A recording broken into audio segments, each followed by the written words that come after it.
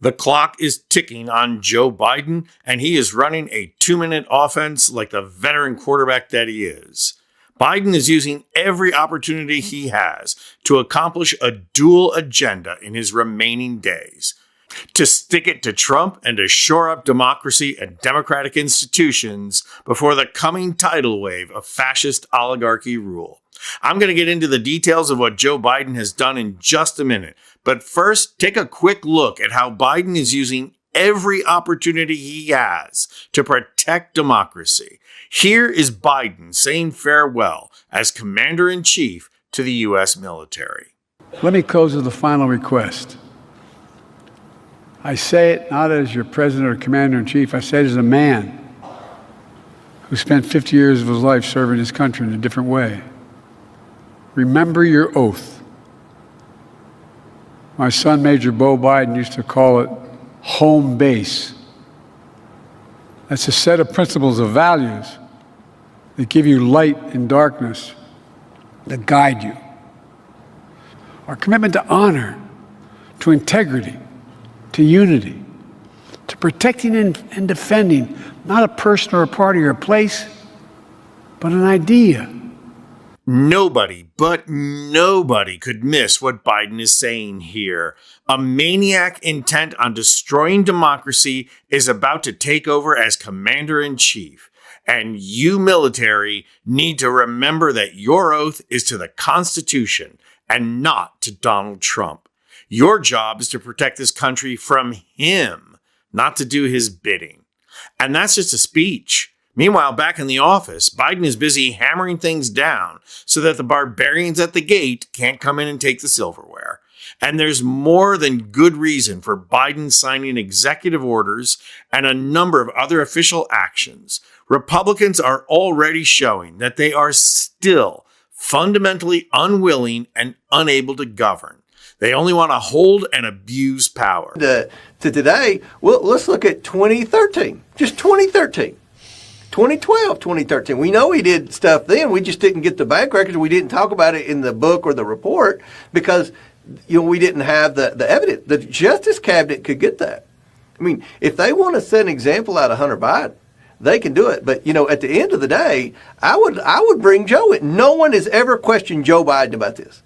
There are several questions facing America as we enter the Trump regime. And one of them has to be, is James Comer the single biggest tool to ever walk the halls of Congress or what? Here he is bragging about how he's going to continue to harass Hunter Biden and Joe Biden, even as he slips up that he has no evidence. Is it any wonder that Biden is going around throwing up brick walls wherever he can? The Washington Post is reporting that Biden is working fast and furious to nail it to Trump in ways that Trump can't undo. It's clear, given Biden's actions, that he believes Trump is a unique threat to American democracy. Their report states that Biden has designated national monuments in California and removed Cuba from the list of state-sponsored terrorism. He's blocked a Japanese company's takeover of U.S. Steel and extended temporary protected status to nearly 1 million immigrants. He's commuted the sentences of nearly everyone who was on federal death row, and he's granted to his son Hunter a sweeping pardon. And that's not all. In recent days, Biden's administration has canceled student loans for 150,000 borrowers and approved unprecedented new export controls on computer chips and other technology crucial to advanced artificial intelligence projects. But he's not just sticking it to Trump. He's also smacking Elon Musk and Vivek Ramaswamy right across the face by giving out pay raises. As the Post reports, the incoming Trump administration will find what may be an unwelcome surprise on Tuesday when a new rule becomes legally effective, giving a 12% pay raise to about 14,500 blue-collar employees who serve at 3 Army depots and some Veteran Affairs facilities.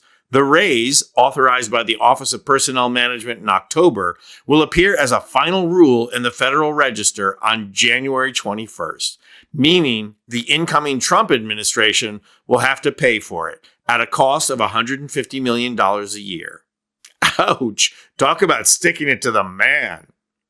Well, here's what CNN had to say about Biden's recent activity. The question is one that gets exactly to the agreement or non-agreement on how well they have worked together when it comes to the Israel-Hamas hostage and ceasefire deal. Biden sitting down in this final interview that he did just last night, and Trump sitting down for a radio interview.